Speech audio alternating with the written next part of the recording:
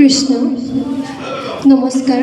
আজি সংলাপ প্ৰতিযোগিতাত শ্ৰী উৎপল খনিকৰ দেৱৰ দ্বাৰা ৰচিত শ্ৰী শ্ৰী ৰাম পৰাজয় সীতা পাতাল গমন নাটভাগীৰ কৰুণ ৰসত বন্ধা সীতা চৰিত্ৰটিৰ এটি সংলাপ পৰিৱেশন কৰিবলৈ লৈছোঁ।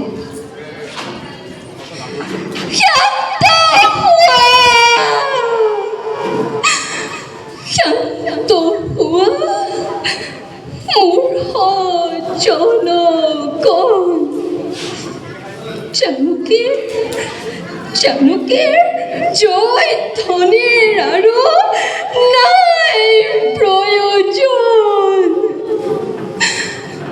সীতাময় জনক নুসুধি অযোধ্যাৰ ৰাজভোগ লিখা নাই বিধাতা মোৰ কপালত। সীতাময় চিৰ অভাগিনী মোৰ প্ৰতি হ'ল বিধিৰ বাট। যিৰামৰ বাবে 14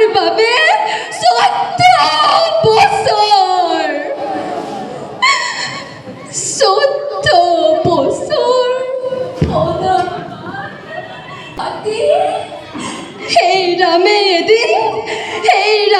এদিন মোৰ সতীত্বৰ ওপৰত সন্দেহ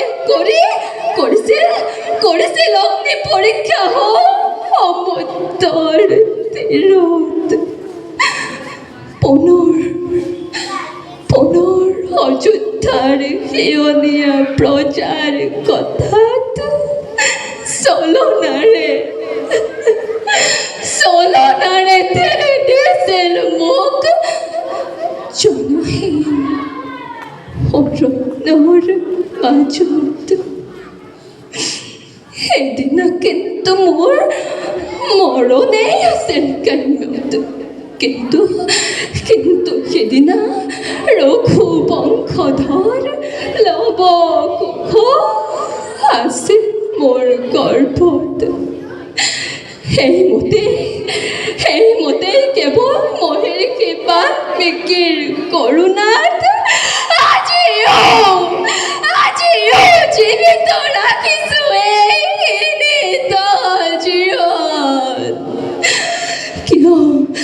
কিয় ৰাঘৱ, কিয় হলা মোৰ প্ৰতি এনে নিৰ্মম ৰাঘৱ? হিংসুকীয়া প্ৰজাৰ কথাত বেদৰ বাণী বুলি ধৰি লৈ সঁচা মিছা নকৰি বিচাৰ কিয় দিলা তুমি মোক এনে চমৰ যাতনা?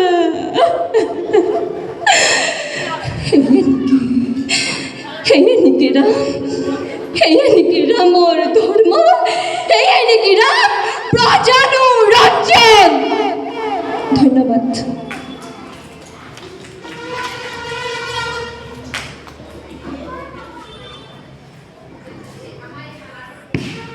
প্ৰিন্সি গগৈ, আপোনাৰ যি সংলাপ খুব ভাল লাগিলে। আপুনি ক'ৰ পৰা আহিছে? ইয়াৰে। খুব ভাল লাগিলে আপোনাৰ। আপুনি ভাওনা কৰে নেকি? খুব ভাল লাগিলে। আপোনাৰ কলাক মই সন্মান জনাইছোঁ আৰু মোৰ ফালৰ পৰা এটা সৰু উপহাৰ দিছোঁ। এইটো উপহাৰ দিয়াৰ আগতে কৈছোঁ আপোনালোকক উপহাৰ দিয়াৰ মোৰ কোনো অধিকাৰ নাই, ক্ষমতা নাই। আপোনাৰ কলাকহে মই সন্মান জনাইছোঁ।